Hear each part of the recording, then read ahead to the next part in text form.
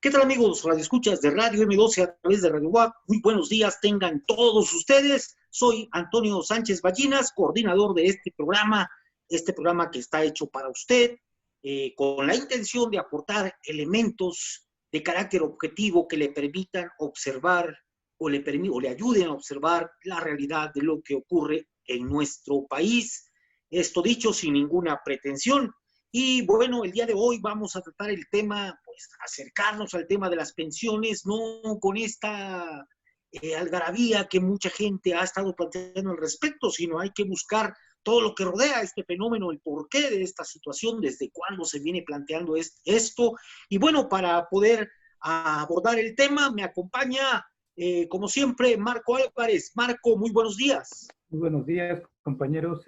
Aquí listos para el tema. Josué Camacho, ¿cómo estás? Buenos días.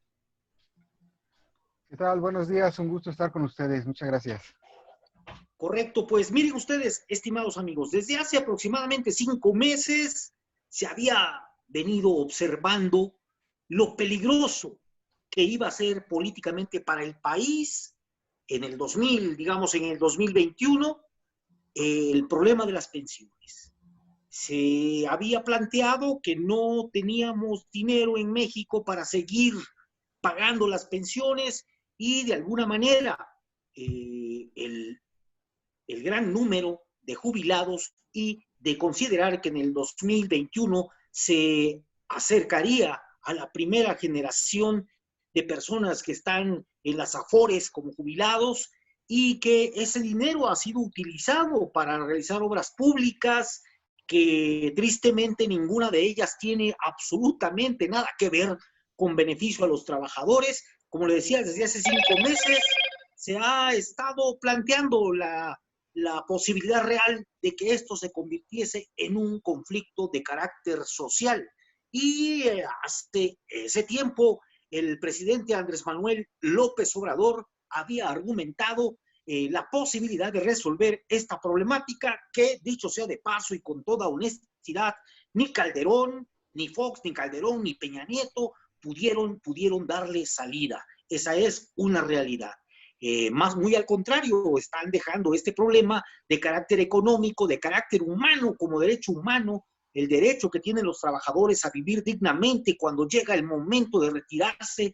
Esto estaba en riesgo y esto genera básicamente una problemática de carácter político. Andrés Manuel el presidente Andrés Manuel López Obrador ha hecho y ha propuesto unas reformas que en principio generan mucha expectativa y mucha gratitud de mucha gente. Sin embargo, no está de más analizar cómo y de qué, por qué, de dónde viene esta propuesta que es necesario que el día de hoy vamos a abordar.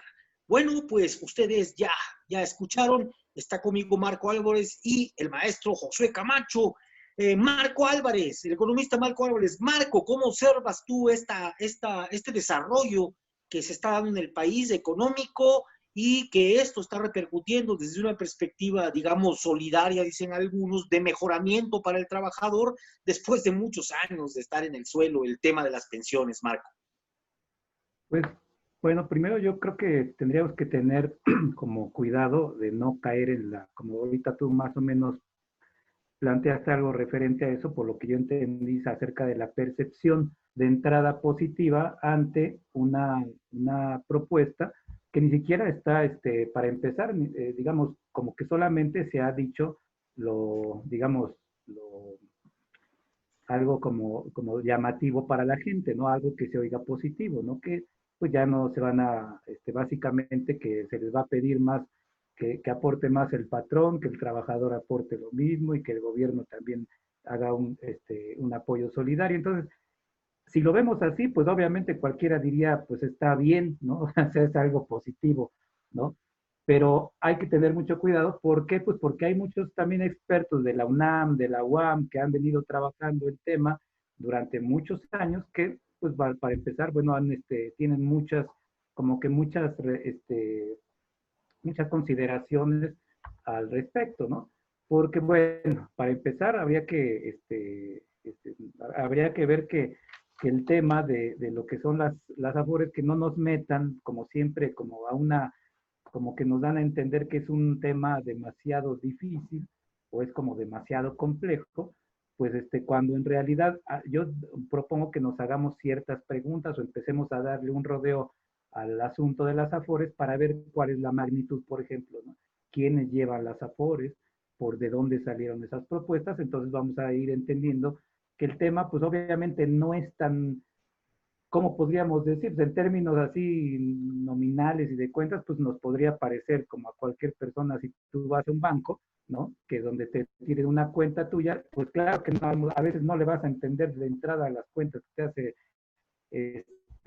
¿no? De los rendimientos y de las comisiones y etcétera, etcétera, te van a parecer complicadísimos. Pero en esencia, el problema es de que tú les digamos, de que tienen tu dinero, que es un esfuerzo tuyo, que es parte del trabajo que tú has producido y que has producido incluso en términos sociales, y que, bueno, ellos tienen cierta comisión por manejarte ese dinero, supuestamente, ¿no?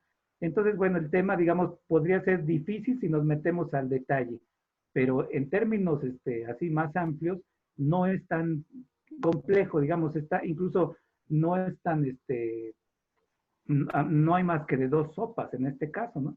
Por decir, lo primero que habría que ver es de que este sistema, son dos sistemas fundamentales, ¿no? Los que se oponen, digamos, que es el sistema de reparto, que es el que existía antes, ¿no? Del 97, cuando se hace la reforma en México de la ley del IMSS, y ya después en 2007 a lo que respecta al ISSSTE, ¿no? Entonces, bueno, antes de eso se supone que habría o en teoría, se trata de un sistema de reparto, ¿no? Que es, digamos, más acorde a lo que, para que la gente vaya entendiendo esto, o que entendamos como trabajadores, pues es lo que ese estado de bienestar le garantizaba al trabajador. O sea, es decir, que ya después, que es decir, es un fondo común con el cual se van a financiar las diferentes prestaciones. Es un fondo común. Esto es una diferencia totalmente abismal respecto a lo que hubo después, que ya salió con la reforma de Cedillo. O sea, este fondo común, o sea, lo que nos da es de que no, o sea, hay, digamos, no parte de que tú en lo individual vas a financiarte tu propio retiro, sino que de lo que digamos, el principio básico del que se parte es de que el esfuerzo común, y eso ocurre con muchas cosas del Estado, ¿no? Que nadie se pone a ver de que si por ejemplo, para hacer un hospital, bueno, ¿cuánto pusiste tú en lo individual? Pues claro que no, o sea, no se pone nadie a hacer esa cuenta, ni se pone a hacer la cuenta para hacer una escuela, o para hacer una carretera, o para hacer cualquier clase de prestación social, ¿no? Entonces, obviamente eso va a partir de los impuestos de un trabajo general de la sociedad, ¿no? Así, digamos, en términos un poquito sencillos o esquemáticos, pongámoslo así. Entonces, en este caso es lo mismo, o sea, tú para tu retiro, lo único que estás viendo y garantizando antes, lo que hacía el Estado un tanto más, pues ese estado benefactor, pues lo que hacía era, digamos, reconocer que, digamos, no es de que te regalen tampoco, porque así mucha gente lo dice, ¿no? Ya cuando lo analizamos desde el punto de vista individual, la gente dice es que al Estado le cuesta mucho las pensiones de los trabajadores, ya estás en la cuenta de que le lleva un 10%, un 6% del Producto Interno Bruto, al gobierno le cuesta. No, o sea, habría que ver de que al final de cuentas el trabajador va a producir un excedente, ¿no? Un excedente social, y que a medida de que el trabajo va teniendo con la mayor capacitación, y mayor incremento tecnológico, va a tener la tendencia a generar va a ser más productivo. Entonces el excedente se va a ampliar. Entonces, digamos que nosotros como trabajadores, la clase trabajadora, puede producir perfectamente lo que, digamos, ese excedente social, pues de ahí salen los impuestos, ¿no? Y de esos impuestos pues, también puede salir gran parte, digamos, de los recursos del gobierno para financiar, y garantizar que la gente que ya produjo, pues entonces tenga también acceso a unas pensiones adecuadas para vivir, Digna. ¿no? Digna, para vivir dignamente. Cultura, educación, diversión, salud, alimentación, etcétera, etcétera. Ahora bien, de ese, digamos, precisamente eso es en lo que consiste el neoliberalismo, es en venir a proponer un sistema de cuentas individuales, es decir, supuestamente al gobierno ya no le alcanza, entonces ahora lo que tú vas a hacer es que ya no va a haber un fondo común, ¿no? Sino que tú ya vas a depender, como podríamos decir, pues ya cada trabajador va a depender de lo que gana. Y entonces ya de ahí, pues obviamente eso es una visión más neoliberal. Entonces, eso es lo que se dio, incluso, bueno, en México hasta el 97, pero digamos, el precursor aquí en América Latina como de neoliberalismo es Chile, precisamente, ¿no? Donde, por ejemplo, se cambia a un sistema de cuentas individuales, ¿no? Entonces, y bueno, al ratito a lo mejor comentamos más, pero entonces este sistema, pues lo que hace es de que aparentemente, como siempre nos dicen el cuento de que es tripartito, ¿no? De que una parte es del trabajador, una parte es del gobierno y una parte es del empresario.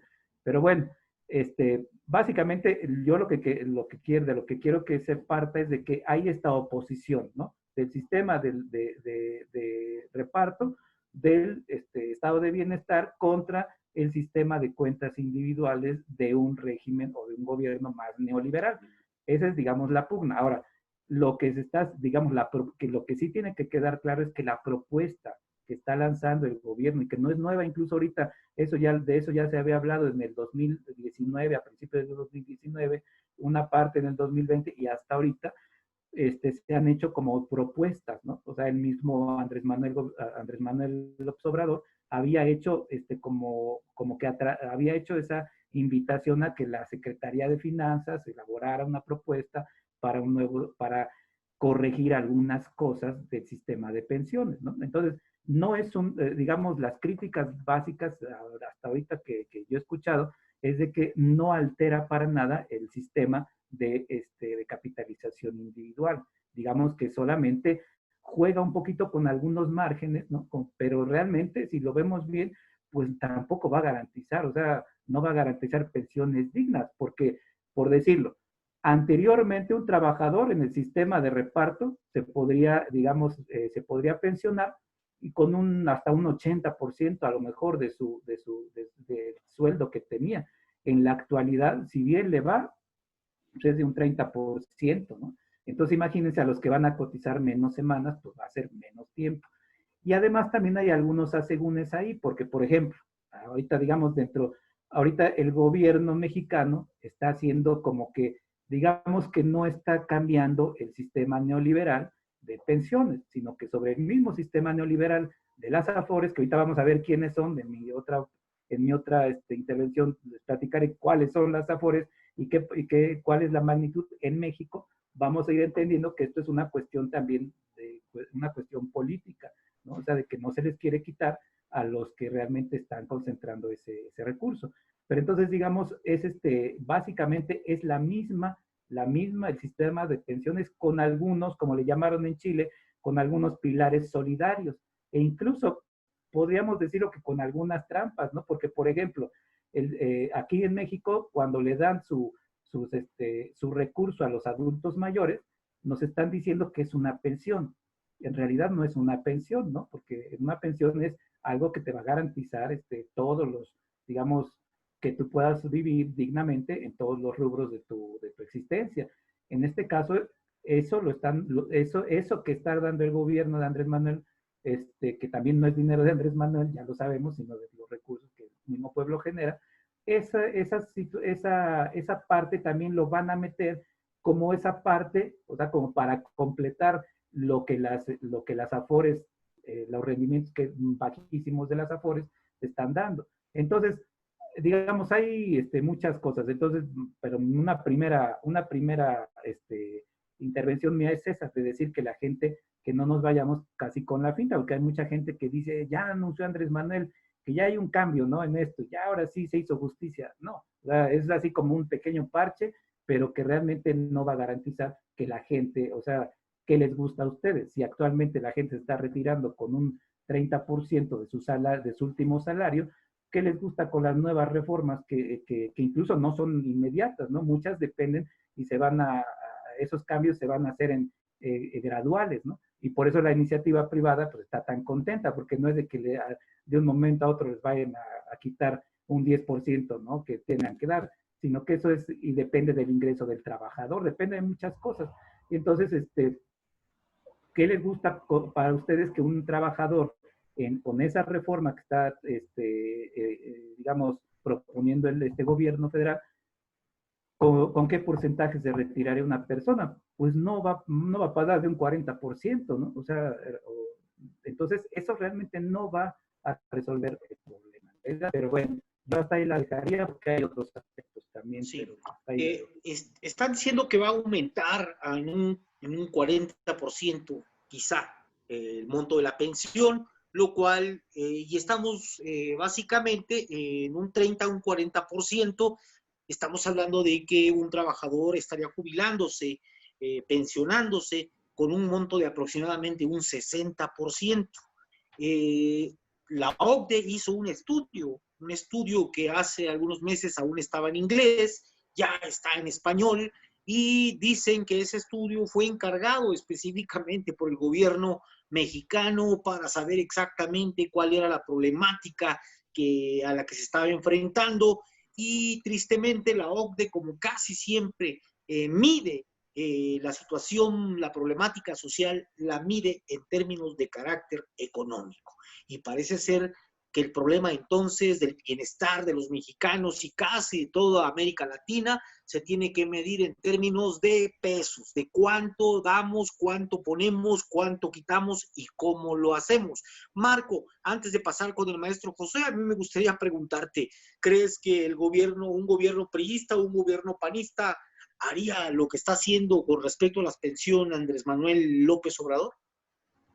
Pues no, o sea, ni siquiera ese paso darían, obviamente, ¿no? Aquí lo que se está haciendo de hecho, no es nuevo, o sea, tampoco es como que, aquí es como una cuestión mixta a lo que están tratando de hacer, como en Correcto. España, como en Chile con Bachelet Chile. también, y aquí en México es como más o menos una especie de copia. En Chile hubo problemas. El prever que ahí va a haber problemas en el 2021 no es solamente una deducción matemática ni poblacional, sino tiene que ver con la experiencia de que en Chile el sistema de pensiones que estamos viviendo ya fracasó.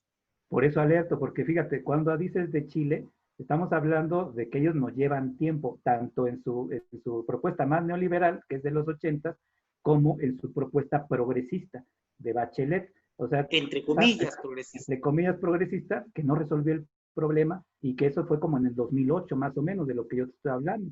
Entonces, tú me estás hablando de que ha habido convulsión social y política en Chile precisamente por este problema.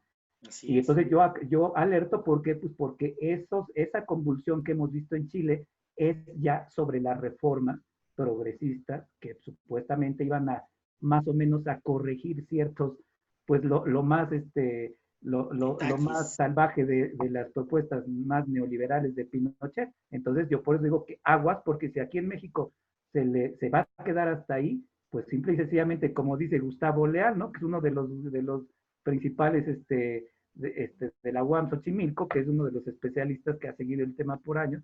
Pues es lo que dice, es como si se queda hasta ahí, pues es nada más como patear el bote y pues para que el problema a la vuelta de la esquina lo tengamos igual, ¿no? Regrese nuevamente. Ahorita estoy recordando, maestro José, ya pasando con usted para hacer este puentecito. Estoy recordando, bueno, hice la cápsula de los martes, y en ella yo planteaba que algunos trabajadores con suerte, también entre comillas, fueron a su casa a descansar con su salario, y ellos dijeron, tenemos suerte, cuando en realidad tendrían que haber dicho, qué bueno que se respetó nuestro derecho constitucional a recibir nuestro salario íntegro por esta pandemia. Más que suerte, es un derecho, y más que adular a un gobierno por hacer este tipo de pequeños avances, deberíamos seguir exigiendo más para que los hombres que han entregado su vida en el trabajo vivan de manera digna. Pero bueno, pasamos contigo, maestro José, el sistema de pensiones. ¿Cómo ves esta problemática o esta situación que se está medio componiendo, como dice Marco?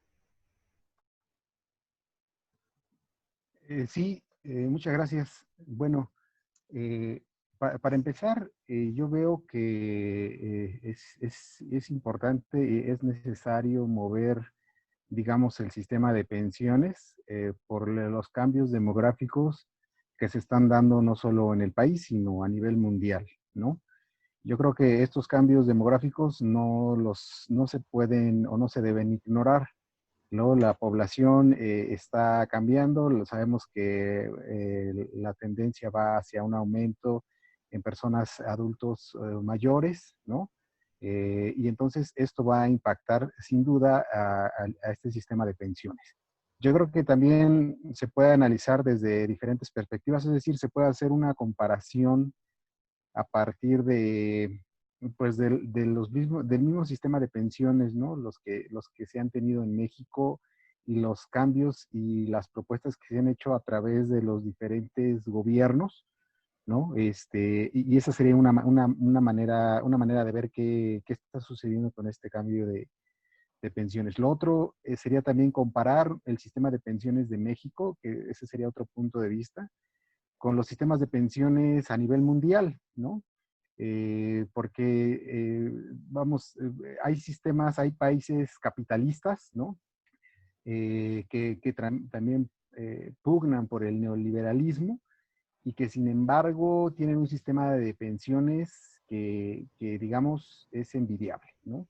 Entonces, digamos, esto es a ver, se puede ser capitalista y tener un sistema de pensiones que pueda mejorar la calidad de vida de sus personas. Bueno, pues Dinamarca, por ejemplo, ¿no? Es un ejemplo del sistema de pensiones, está digamos, en la tasa o en el nivel más alto, donde podríamos decir que es posible, ¿no? Entonces, se pueden hacer comparaciones, ¿no? A nivel internacional, y esto sería para mí otro punto de vista. Ahí veríamos a Dinamarca, veríamos a los Países Bajos, ¿no? Por ahí en tercer lugar a Australia, Finlandia, Suecia, Noruega, ¿no? Incluso Chile, que hace rato mencionaba, ¿no? Lo califican como en B, a los otros les dan A. Y de los peores sistemas de pensiones en la región, pues somos sin duda México y Argentina, según algunas, algunas evaluaciones internacionales, ¿no? Entonces, ese sería otra forma, digamos, de análisis que también sería distinto compararnos a nivel mundial con este sistema de pensiones.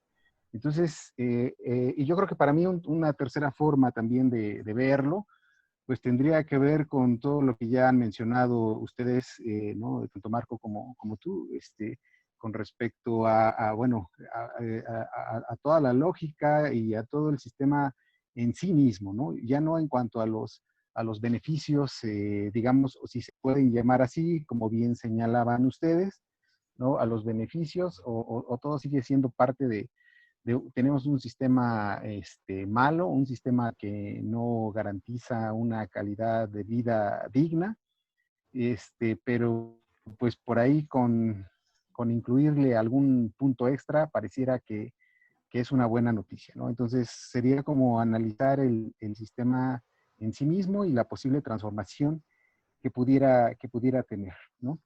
Yo creo que de entrada, entonces, pues son tres formas distintas de verlo, que no nos va a alcanzar el programa para tomarlo de las tres o hacer los tres análisis que a mí me gustaría y que sería muy interesante. Pero de entrada, lo que me gustaría señalar es que las pensiones es un tema que debería interesar a todos, ¿no? Es decir, porque se habla de pensiones y pareciera que eso le interesa al que ya se va a jubilar, ¿no?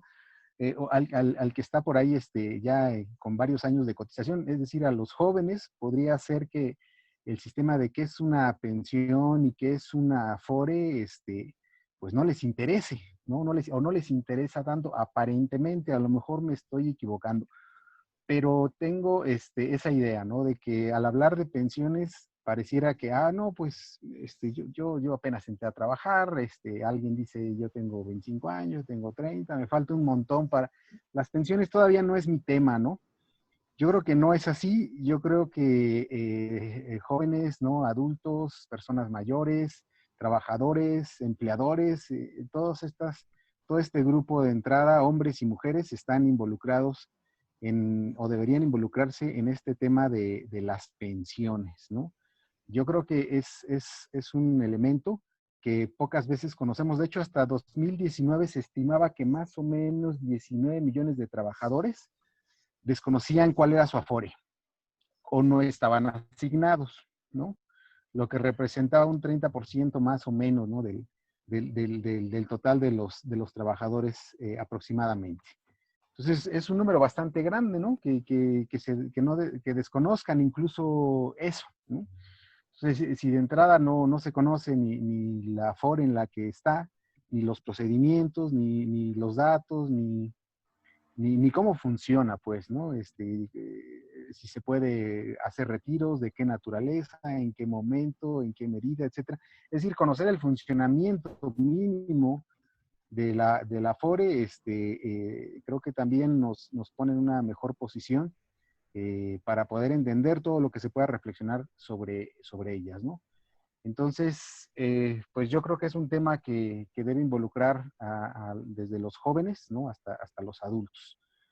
Sin duda creo que también tiene mucho que ver con estas cuestiones, y hablar de las pensiones es hablar de gente que de alguna forma tiene una edad avanzada, podríamos decir, personas mayores, que son los que se jubilan, ¿no? Y los que pueden llegar a jubilarse y a recibir una pensión, ¿no? Entonces, esto también tiene que ver mucho con la idea de, incluso pareciera que yo encontré por ahí un artículo interesante, ¿no? Que pareciera que no tiene que ver, pero que esto de las pensiones tenía que ver con la idea que se tenía sobre la vida y la muerte misma, ¿no?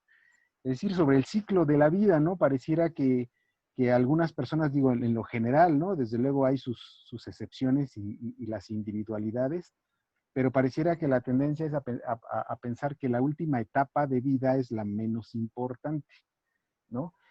Se tiende a pensar que pues lo importante son los jóvenes, ¿no? Finalmente el adulto ya vivió, o así se dice, ¿no? Entre comillas, pues yo ya viví.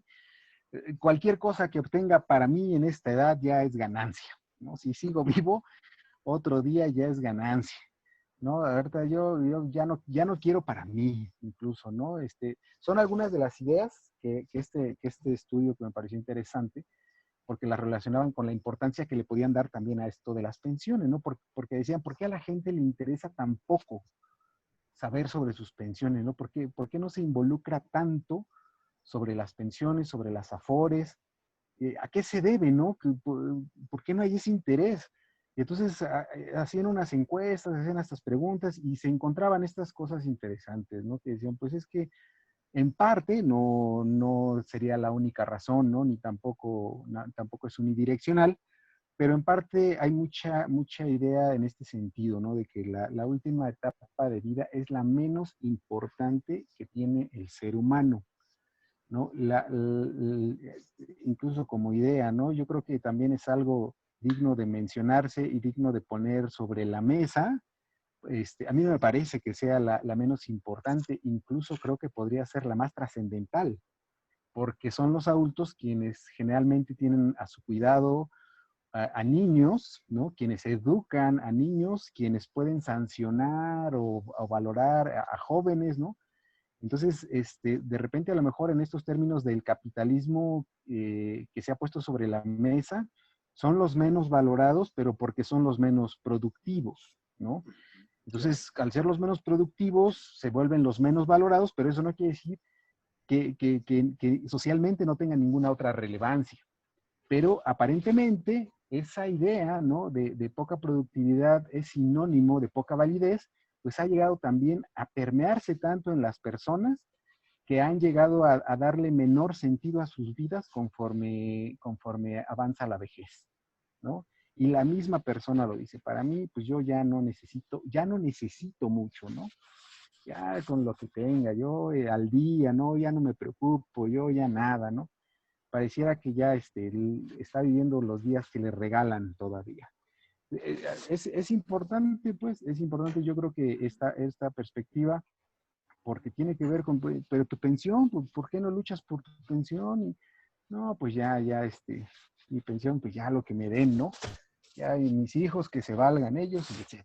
Entonces, este es otro aspecto, ¿no? Que a lo mejor también valdría la pena mencionar. Es muy un aspecto, pues, más psicológico, ¿verdad? Muy distinto, ¿no? Al factor económico y político que ustedes manejan y dominan, pero que yo creo que también tiene una incidencia sobre la forma en la que perciben esta etapa, tiene una incidencia sobre la importancia que le dan a su pensión, y por lo tanto el interés que demuestran hacia ella. Por un lado, en las últimas etapas ya no importa, porque ya lo que me den es bueno, pero por otro lado a los jóvenes tampoco les importa porque todavía no les toca, entonces pues termina no importándole a nadie, ¿no? Y se vuelve una cuestión de manipulación política muy, digamos, fácil, porque al pequeño grupo que realmente les importa, pues son a esos que están trabajando y que están a punto de poder obtener esa pensión, ¿no? Entonces, ese es mi comentario inicial. Ya diré algunas generalidades de esas tres formas de analizarlo en mi siguiente intervención. Correcto, maestro José, interesante, muy interesante lo que plantea. Hay un dejo de cosificación. Hace un momento yo planteaba, antes de darle la palabra, justamente que en la cápsula yo escuchaba que algunos trabajadores decían, tenemos suerte, cuando les daban el salario para ir a su casa. En vez de decir, es nuestro derecho, decían, tenemos suerte. Y hay una forma de ver la vida, de considerar al semejante en un aspecto de cosificación, donde el ser humano se convierte en un elemento del engranaje de esta maquinaria capitalista y el ser humano se asume como una cosa que deja de servir a una determinada edad.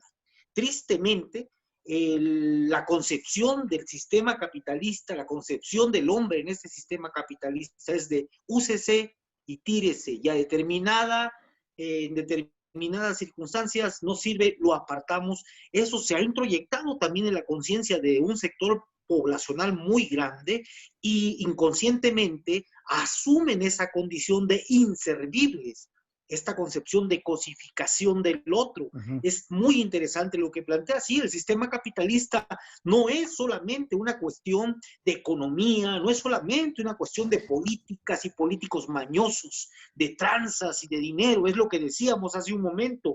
La OCDE siempre plantea las soluciones en términos de pesos. Es una cuestión también de sentimientos, es una cuestión también de emociones. Todo eso abarca un análisis verdaderamente humano y político sobre un sistema que ha hecho que la gente se autoconsidere como algo que ya está en desuso. La cosificación es muy grande en este sistema. Yo planteaba también al inicio de la pandemia algo que nunca saqué al aire, justamente porque había una tendencia en lo que había escrito sobre la posible consideración de teoría de la conspiración. Pero yo observaba, por ejemplo, que en España había un 35% de personas que estaban fuera de la circulación del capital y vivían específicamente de pensiones. Otro sector poblacional, que era el menor, al parecer un 15, un 20% de la población en España, no estaba en edad de trabajo. Tienen muy pocos niños. España es un país viejo, de muchos viejos. Y por el otro lado, un sector también amplio que estaba a punto de entrar a este sector de el ya no trabajar, de recibir pensiones. Y un sector más pequeño es el que estaba en la edad productiva. Y maliciosamente, de las primeras imágenes que llegan a la concepción de una persona que está tratando de hacer un análisis crítico de la realidad, pensábamos que el COVID había existido para hacer una especie de limpieza y contralimpieza, Y esto es, en términos, es una lógica de guerra, es un argumento de guerra expresado por von Clausewitz, un teórico de la guerra, ¿no? Del Tratado de la Guerra, un hombre, un prusiano, que habló de esta concepción de limpieza y contralimpieza, y que de alguna manera, considerando que el ciudadano está en una resistencia constante en contra de un sistema que se aprovecha de su vida, malamente uno pensaba que el COVID había sido un elemento de limpieza, de limpiar pensionados, porque al principio, si ustedes recuerdan, se decía que era un virus que atacaba específicamente a las personas adultas, y no era muy loco pensar esta situación, habida cuenta que España e Italia eran los países con una población más grande de viejos. Por otro lado, es real que eso existe, esa concepción del hombre maduro, del hombre mayor, existe en muchos países capitalistas, pero también es real que en nuestro país, que en nuestra idiosincrasia, en nuestra cultura, si algo valoramos, si algo tenemos como uno de los símbolos de mayor respeto, es justamente a nuestros ancianos, a nuestros abuelos, a nuestros viejos. Hemos resistido de esa manera también a esta concepción de cosificación. Lo ha dicho Andrés Manuel, lo ha dicho de diferentes formas, ¿verdad? A lo mejor un tanto más con carácter propagandísticos, pero que tu mamá te va a regañar y cosas así. Pero verdaderamente nosotros sí valoramos a nuestros viejos en nuestro país y quizá en toda América. Excelente, excelente poder abordar un análisis bajo esos esquemas, maestro. Marco, tu segunda intervención. Pues más o menos ligándolo a este concepto, es bien importante retomar como trabajadores, que como siempre lo hemos dicho acá, pues si hay quien dice que el que genera empleo y trabajo es el empresario, bueno, esa es su visión que nos han impuesto, ¿no? Pero quien crea valor es el trabajador, ¿no? Es la fuerza de trabajo. Entonces también se ha perdido, como dices tú, hay gente que piensa que le están regalando algo, ¿no? O sea, como que piensa así, yo ya no trabajo, ya no produzco. Bueno, resulta que o sea, tener conciencia de clase, yo creo que es precisamente ubicarte como parte para empezar, qué parte estás jugando en la creación de valor. Y esa creación de valor no es una cuestión digamos, en el momento, ¿no? A corto plazo. Aquí podemos ver que, por ejemplo, el maestro que enseña, bueno, pues es alguien que se inserta dentro de un proceso de formación de cuadros, de formación técnica, para que avance la ciencia, ¿no? Puede que se puedan crear científicos a mediano y a largo plazo. El obrero es lo mismo. O sea, el obrero, aunque no tenga conciencia de ello, pero su trabajo está igualmente dentro de ese proceso tecnológico, científico, que está haciendo avanzar el conocimiento, está haciendo avanzar la producción y está creando valor también. Todo eso, todos los trabajadores, al final de cuentas, el médico, el científico, el obrero, quien sea, manual o intelectual, pero estamos insertados y estamos haciendo y dejando un trabajo acumulado. No es que se pierda, sino que forma parte de ese proceso humano. Entonces, por lo mismo, nadie te está, y es un proceso social. Entonces, ahí es donde ahí viene la ruptura de concepción con eso de las cuentas individuales, ¿no?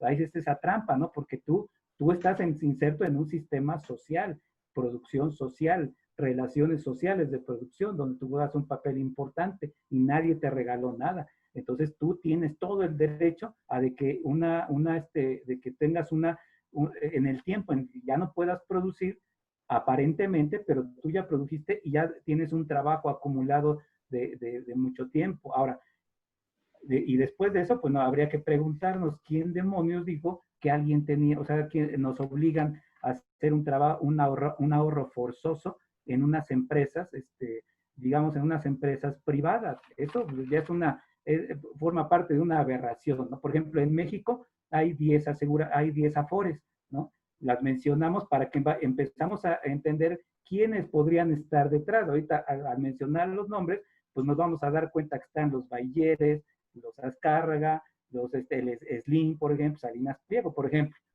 Son 10 afores las que existen. Bueno, una es pensionista y ya de ahí serían Afore Azteca, ¿no? Que tiene que ver con Salinas Pliego. Citibanamex Afore, ¿no? Afore Coppel, Inbursa, ¿no? Que sabemos que tiene que ver con Slim, Invercap, Principal, Profuturo, donde está Alberto Balleres González, por ejemplo, Sura, Afore 21 Banorte, ¿no? Donde ya sabemos los personajes que están ligados a Banorte, los Hank, por ejemplo, en México. Entonces yo por eso digo que, y bueno, para hablar más o menos de la dimensión que tiene el asunto, es de que estas Afores en el 2019, digamos que ellas manejaban más o menos el 16% del Producto Interno Bruto. O sea, imaginemos solo que están, todo el dineral que están manejando solamente estas 10 Afores, ¿no? El 16% del Producto Interno Bruto. Hay otro dato también. Había, por ejemplo, nos dicen que digamos que se hace un cálculo de que este porcentaje era en 2009 apenas era del 9.5 del Producto Interno Bruto. En 2019 es del 16.1% del Producto Interno Bruto. Y se calcula que para el 2024 estas Afores van a estar manejando casi la cuarta parte del Producto Interno Bruto. Y resulta que, bueno, ¿cómo lo invierten? Más o menos un 50% lo invierten en valor, digamos, en transacciones con el gobierno, ¿no? Por ejemplo, y ya el 50% los pueden estar, digamos, estas Afores hacen negocios con nuestro dinero en lo que ellos quieran, ¿no? Digamos, en mercado de valores, en sector inmobiliario, en un montón de cosas, ¿no? Y así como la realidad política en México la vemos como está, pues no nos extrañe que muchos bancos tienen que ver con lavado de dinero, eso lo sabemos, ¿no? Y que detrás de ellos seguramente está el negocio del narcotráfico. Entonces, digamos que con esto, para que nos demos cuenta de todo lo que están, de la magnitud de lo que tienen estas Afores, ¿no? De todo lo que están manejando, y digamos, es así como, y sin hacer absolutamente nada, ¿no? Porque al final de cuentas, pues, pues solamente, digamos, en los trabajos, los que estamos en alguna institución, pues simple y sencillamente es algo que llegó como que, pues ahora se va a hacer así, y pues nunca hubo ninguna especie de, ni acuerdos, ni consensos, ni nada, ni discusión pública, ni nada por el estilo. Entonces, una solución, en realidad, si vamos a hacer digamos, si se está hablando de hacer una transformación, de hacer de hacer una reforma antineoliberal, tendríamos entonces que echar abajo las Afores. Pero ahí es donde, como dicen por ahí, donde la puerca torció el rabo, ¿no? Resulta que los que tienen el gran negocio, pues son, ahora sí ya para que lo veamos en vivo y a todo color, pues no son entes financieros etéreos, ahí abstractos, ¿no? Sino que son los dueños del dinero y dueños del poder también político, y que tienen un poder político muy importante, incluso de negociación bajo el actual gobierno, ¿no? Con sus aliados políticos, aliados económicos, inversionistas, etcétera. Entonces, ahí es donde también no es o sea, yo lo que sí no aceptaría de este gobierno es que nos dijera que no hay de otra, porque ya estamos también hasta el gorro, ¿no? Que nos dicen la reforma energética, no, pues sí, ya sabemos que está mal, pero pues no hay de otra, no la podemos echar atrás, ¿no? Y por el FOBAPROA, no, pues sí es un robo a la nación, pero no lo podemos echar atrás por los inversionistas y los empresarios. Y en este caso, las Afores, que es otro porcentaje muy importante de la economía mexicana, no, pues tampoco lo podemos echar abajo, sino que estamos destinados en México, pareciera ser, que solamente que te den un golpazo el neoliberalismo y que ya después, pues tú vayas, como que nada más administrando el problema, cuando realmente sí se podría, o sea, sí se está ligado a problemas laborales. Incluso, hablando de las dimensiones que tiene esto, pues a lo mejor ahorita a mucha gente sí es obvio que, como dice Josué, le tiene que interesar, pero seamos realistas también.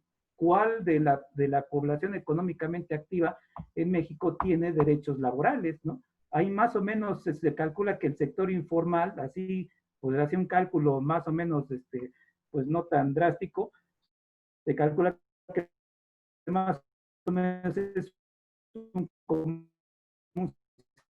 52% o sea, son más de 20 millones de trabajadores en México, y pues más de 100 millones, quizá, o más o menos de 100 millones de personas a las cuales la informalidad en realidad está rigiendo su vida, ¿no? Y entonces ni siquiera se plantean el poder tener una pensión. Una pensión. Y bueno, y si seguimos con esta solución, pues a lo mejor puede sonar así como que algo que va medio a aliviar. Yo no creo que alivie, o sea, con los porcentajes que están manejando, yo no creo que alivie realmente, que alcance una pensión realmente digna, y por el otro lado, esto está suponiendo que las personas van a tener un trabajo asegurado de varios años permanentemente, y esto sabemos que en México no es así. O sea, el gobierno no está garantizando. Obviamente los otros gobiernos que pasaron pues no lo hicieron, y eso ya lo sabemos, ¿no?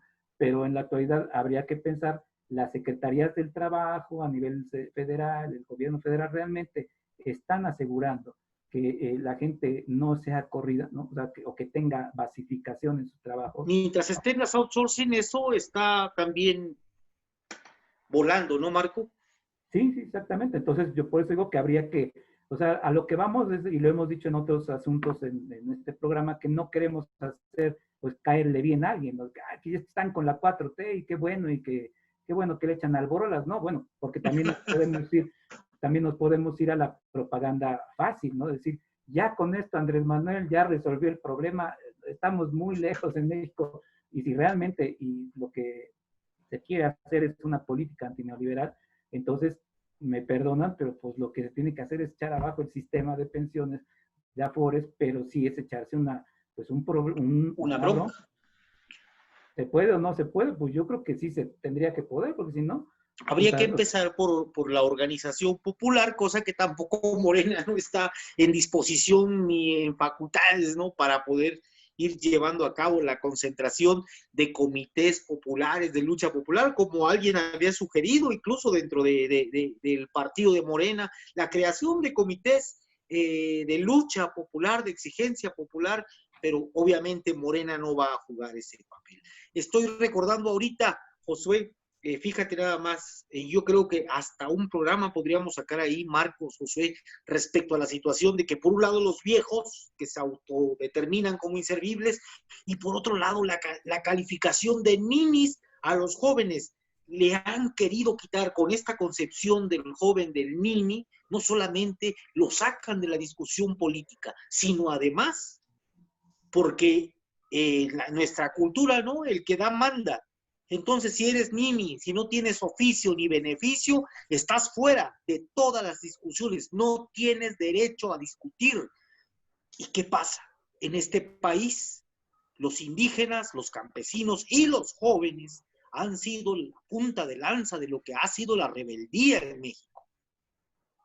Le han querido quitar este carácter al ciudadano, esta posibilidad de ser un verdadero ser social que trate de mejorar o trate de subvertir para bien su entorno.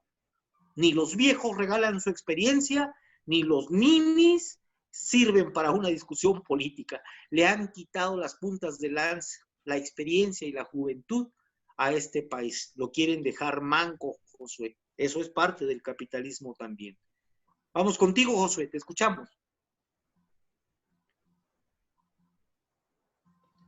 Sí, muchas gracias. Pues yo creo que efectivamente, ¿no? La información, la ideología o las ideas que pueden haber en un colectivo social, sin duda son determinantes para la forma en la que ven y entienden su medio, su mundo, su sociedad, su país, y en consecuencia aquello que creen que deben elegir, aquello a lo que creen que tienen derecho, y aquello a lo que creen que si se los dan es ganancia, ¿no? Yo creo que esa ideología es importante, y ahí radica también la importancia de algo que mencionábamos en el bloque anterior, ¿no? Y que tiene que ver con la educación, y la educación que pueden brindar precisamente las personas que tienen mayor experiencia, ¿no? Las personas que tienen mayor experiencia, mayor conocimiento, ¿no? Que yo por eso me mantengo en esta mesa, porque me alimento de ustedes dos y del ingeniero, aunque ustedes no lo quieran, ¿no? Y todos los radioescuchas. La experiencia y el conocimiento que tienen, pues sin duda sin duda es relevante, ¿no? Para esta forma de entender una realidad, ¿no? De entender, de darle importancia a cosas que se ven lejanas, ¿no? Yo creo que es fundamental. Entonces, sin embargo, bueno, hace rato decía que una de las formas de analizar esto es ver si efectivamente se han dado algunas acciones, digamos, distintas, ¿no? De lo que pudieron haberse, algunos actos distintos de lo que pudieron haberse hecho, de lo que pudo haberse hecho en sexenios anteriores. Y yo, bueno, yo sí veo estas decisiones que son distintas. Estoy de acuerdo en que no son radicalmente distintas, de que no son un total cierre del libro y vamos a otra cosa.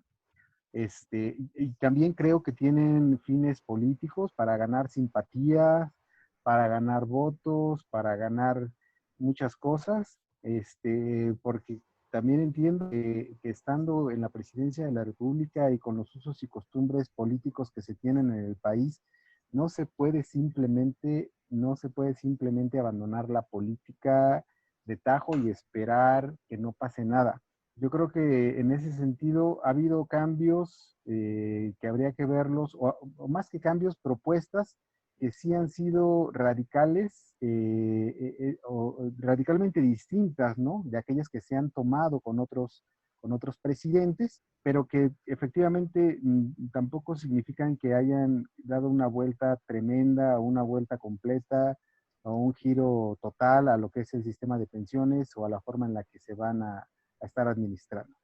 Y puedo poner, por ejemplo, y ustedes recordarán muy bien, ¿no? Esta cancelación de las pensiones, justamente hablando de pensiones, a expresidentes, ¿no? Ustedes recordarán que esa es una medida, ¿no? Por aquí tengo el dato de que recibían una pensión mensual, por ejemplo, Fox y Calderón, de 205,122 pesos. Además de, como parte de ese paquete, el pago de un seguro de vida, el pago de seguro de gastos médicos mayores, ¿no? Para que no vayan al IMSS, aguinaldo, gratificación de fin de año y el salario para hasta 25 personas de apoyo y seguridad. Esto como expresidentes, ¿no? Entonces, de repente cancelar eso, a lo mejor por eso Calderón ya lo veía venir, y ustedes también recordarán que él donó su pensión a una fundación que atendía o atiende a personas con cáncer, ¿no? Pero bueno, pues la donó y después se la quitaron, entonces pues la donación ya no dijo, bueno, yo lo repongo de mi bolsa, ¿verdad? Como ya me quitaron la pensión, yo se lo sigo dando, ¿no? Pues ya me quitaron la pensión, pues ya, adiós a su donativo, ¿no? Disculpe. Salinas de Gortari, sí, Salinas de Gortari, me parece que Cedillo también, ellos renunciaron voluntariamente, ¿no? Ya habían renunciado voluntariamente a recibir esta pensión, pero bueno, las viudas de Miguel de la Madrid y de López Portillo, ellas continuaban recibiendo las pensiones por un monto mensual entre ambas de 81,494,52 pesos. Entonces, digo, si me van a dar una pensión así, yo estoy de acuerdo. Yo creo que si me ponen la pensión de un expresidente, ya no digo nada, ¿no? Este Era una programa se pensión que valía acaba por 40, ¿no? y, O más. y me voy por... Sí, yo creo que no, pues es que, no, imagínense, ¿no? 205,000 pesos mensuales de pensión, ¿no? El Más. seguro de vida, gastos médicos mayores y además el salario para 25 personas que pueden estar a mi servicio. Entonces, bueno, pues yo creo que no estaba nada despreciable, ¿no? Entonces, el único expresidente que ya no vio esto fue, y que seguramente no lo necesita, pues, fue Peña Nieto, ¿no? Peña Nieto. Porque desde que él él ya no vio, ya no recibió estos beneficios, ¿no? Entonces, Pobrecito. seguro no los extraña, ¿no? Seguro no. Aunque recordarán también que Fox, él sí salió a defender, ¿no? Que afectaba de manera importante su calidad de vida y sus ingresos, su familia, que Iba a comer algo así como los frijoles. empresarios que lo iban a matar de hambre. Sí, sí, sí, entonces él sí salió como de esa manera a defender este asunto, ¿no? Entonces, digamos, ese es un acto, lo pongo como ejemplo de una acción que sí puedo ver como radicalmente diferente. No radicalmente diferente en el sentido de que le da un vuelco a las pensiones o en un sentido en el que nos pone en otro sistema totalmente. No, desde luego que no. Pero es una acción, digamos, que seguramente si hubiéramos seguido con estos, a lo mejor, gobiernos panistas y priistas, seguramente es una acción que tampoco habríamos visto. Yo creo que en ese sentido hay un paso ahí. Insisto, y tienen razón ustedes cuando señalan, no hay que verlo con ojos pues tan inocentes, ¿no? Esto no tiene fines políticos, esto no manda señales a nadie. Bueno, yo creo que sí, yo creo que sí. Pero bueno, pues ahí está, es una de las acciones que se pueden subrayar, ¿no? Que creo que vale la pena resaltar, porque pues tiene que ver con este sistema de pensiones, pero además también nos sirve como para hacer el comparativo, ¿no? Entre la pensión, o sea, pues tan disparada, tan alucinada que podrían estar recibiendo en esos términos, contra el tope de 25 salarios mínimos, ¿no? Vigente, que me parece que está vigente, ustedes me sacarán del error.